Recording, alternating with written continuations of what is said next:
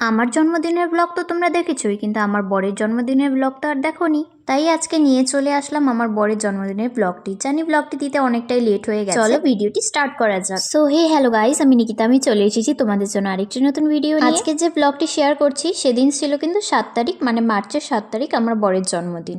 তো সেদিনটা আমরা কিরকম করে সেলিব্রেট করলাম সবটাই তোমাদের সাথে শেয়ার করব। তো এখানে দেখতেই পাচ্ছ সব বার্থডে ডেকোরেশনের জিনিসপত্র নিয়ে আসা হয়েছে, আর এগুলো সব কিন্তু আমি সকালবেলায় বাবাকে দিয়ে আনিয়ে রেখেছিলাম। আর এই সময়টাতে কিন্তু আমরা বাড়িতেই এসেছিলাম, কারণ তোমরা দেখেছিলে আমার বিএড ট্রেনিং চলছিল। তো এই টাইমটার মধ্যে আমার বরের জন্মদিন পড়ে গিয়েছিল, আর ঘরটাকে সাজানোর জন্য আমি আমার দুই ভাগ্নিকে ডেকে নিয়েছিলাম যাতে ওরা আমাকে একটু হেল্প করে সাজাতে। তো দেখো ঘরটাকে সাজানোর পরে কিরকম লুকটা এসেছে। কিন্তু সেদিন রাতের বেলা কিন্তু আমরা আর সেলিব্রেট করতে পারিনি কিছু কারণের জন্য, পরের দিন আমরা সেলিব্রেশন করেছিলাম। আর জানো তো, আমার বরের জন্মদিনের কেকটা আমি নিজের হাতেই বানিয়েছিলাম, কারণ আমার ইচ্ছা ছিল আমার বরের জন্মদিনে আমি নিজের হাতেই কেকটি বানাবো। বিয়ের আগেই ওর জন্মদিনের গিফট আমার কিন্তু অর্ডার করা কমপ্লিট হয়ে গিয়েছিল, আর বিয়ের পরে পরেই আমি সেটা হাতে পেয়ে গিয়েছিলাম। তো এখানে দেখতেই পাচ্ছ আশীর্বাদের থালা রেডি, তারপরে কেক রেডি, সবকিছুই রেডি। আর এখানে যে পায়েসটি দেখতে পাচ্ছ সেটা কিন্তু আমি নিজের হাতে বানিয়েছিলাম আমার বরের জন্য। তো দেখো কেক কাটিং এর আগে কিন্তু আমার মা ওকে আশীর্বাদ করে নিচ্ছে, এক এক করে সবাই আশীর্বাদ করবে। ওকে কিন্তু রূপোর বাটি চামচ গ্লাসের মধ্যে সবকিছু দেওয়া হয়েছিল খেতে। যেহেতু একমাত্র মেয়ের একমাত্র জামাই বলে কথা, তো আদর তো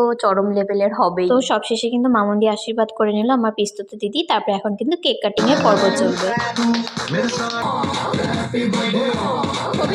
তো প্রথমেই দেখতে পাচ্ছ আমি কিন্তু আমার বরকে কেক খাইয়ে দিয়েছি, আর ও মুখের হালত দেখে বুঝেই গেছে যে সবাই মিলে ওকে ক্রিম মাখানো হয়েছে। ও আমাকে মাখিয়েছিল, আমি ওকে মাখিয়ে দিয়েছি। এখন স্পেশালি যে গিফটটা আমি ওর জন্য বানাতে দিয়েছিলাম সেটা তোমরা দেখো। আমি যেমন নিজে সারপ্রাইজ পেতে খুব ভালোবাসি, সেরকম কিন্তু আমি সবাইকে সারপ্রাইজ দিতে ভীষণ ভালোবাসি। তার মধ্যে ও তো আমার বর বলে কথা, তাই না বলো? দেখেই নিলে ওকে আমি গিফটে কি দিয়েছিলাম, নিকি অ্যান্ড জ্যোতি লেখা আমাদের দুজনের নাম দিয়ে একটা ব্রেসলেট দিয়েছি।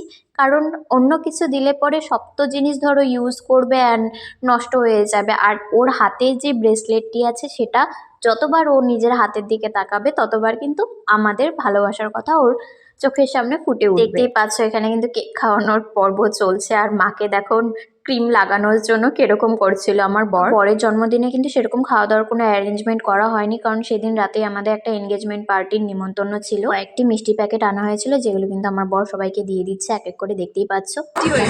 তাহলে কিছু বল, সবাই যাতে নেয়। হ্যাঁ, সবাই যাতে নেয়। তোর কেমন লাগলো? একদম তোমরা চাইলে নিতে পারো।